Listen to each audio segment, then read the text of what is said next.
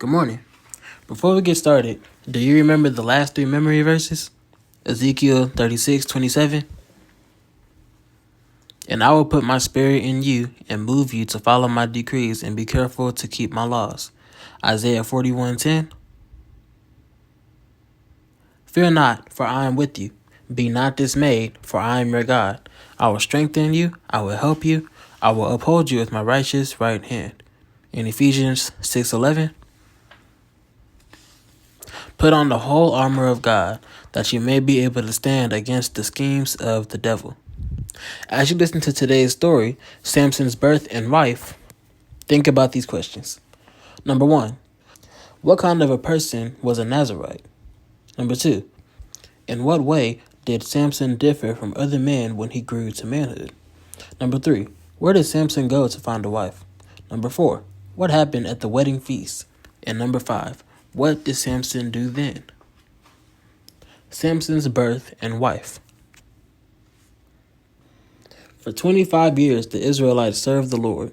When the Israelite children grew up, they wanted to worship gods as their heathen neighbors did. They made images and placed them in their cities and under the trees in their dooryards.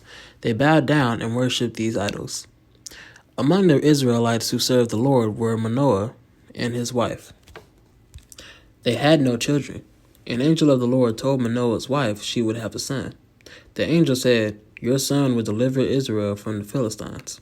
You must never cut his hair, for his long hair will be a sign that he belongs to God." When the woman told her husband about the angel's visit, Manoah prayed, "Oh, my Lord, let the man of God return and teach us what to do for the boy when he is born." When the woman was out in the field, the angel returned. She ran to tell her husband the angel had come. Manoah asked the angel, "What kind of boy shall we have, and what will his work be?" The angel answered, "It is just as I told your wife before." And Manoah and his wife made a burnt offering unto the Lord. How thankful they were for the Lord's goodness. When the son was born, they called him Samson. He grew strong, and the Lord blessed him. His parents never cut his hair or let him drink wine, for the angel had said that Samson belonged to God. Such a one was called a Nazirite. Samson wanted to marry a Philistine girl who lived in Timnah. His parents objected. They asked, "Isn't there a girl among your own people? Why do you have to marry one of our enemies?" Samson said, "But this girl is the one I want." And arrangements were made for the wedding. On the way to Timnah, Samson saw a lion that was about ready to attack him. With his bare hands, Samson killed the lion and went on his way. Then came time for the wedding. Samson started to Timnah.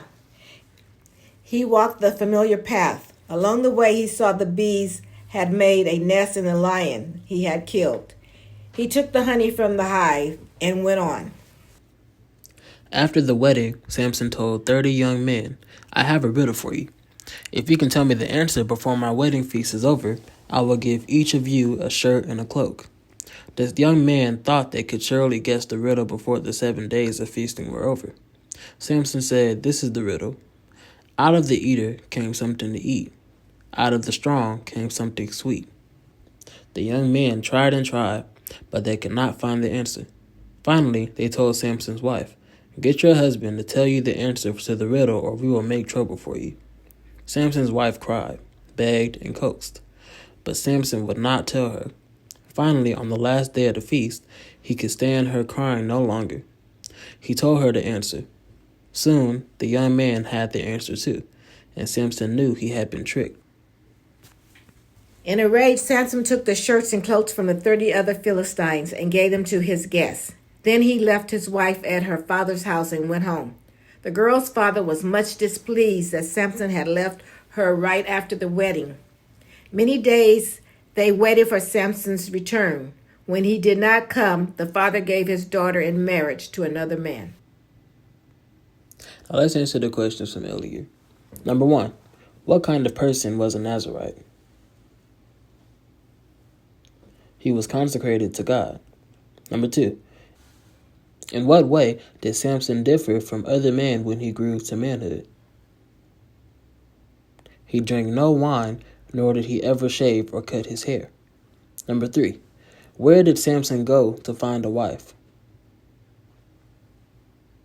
To Timnah, a Philistine town. Number 4. What happened at the wedding feast? Samson challenged the man to answer a riddle, but his wife told them the answer to the riddle. And number 5. What did Samson do then?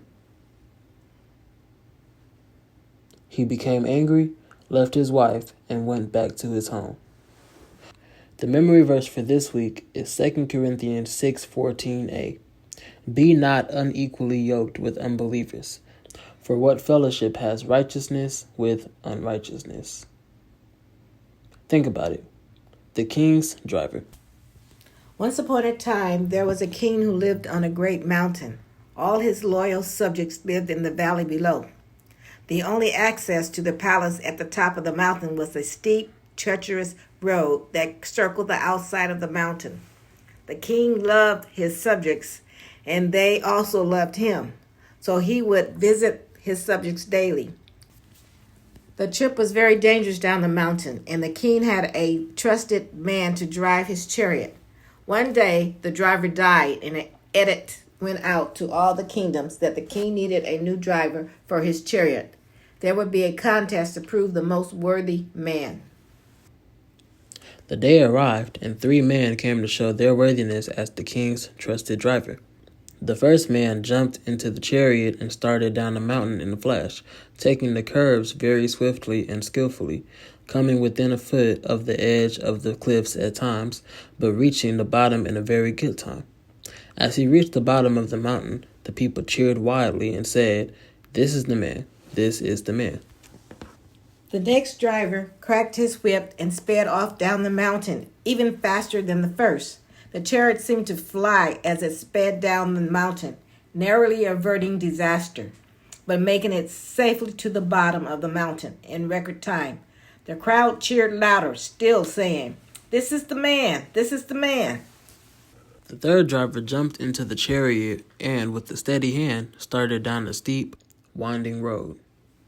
The crowd anticipated an even faster, more breathtaking ride, but this driver stayed close to the mountain, away from the sheer cliffs, taking each turn in the road carefully and confidently. As he reached the bottom of the mountain, the crowd was disappointed and silent, but the king said, "This is the man, this is the man." Application. The crowd was shocked by the king's choice, but the king knew that it was better to have as his driver someone who would choose to stay close to the mountains and its safety, rather than to risk his life and the life of his king unnecessarily. Sometimes we are like the first 2 drivers. We get as close as we can to the edge of the world, such as music, dress, dating, attitude, without realizing that we are putting ourselves and others in great risk. We need to stay close to God and his safety. Come near to God and he will come near to you. James 4:8a. Our memory verse, be not unequally yoked with unbelievers, for what fellowship has righteousness with unrighteousness. 2 Corinthians 6:14a. This concludes today's lesson.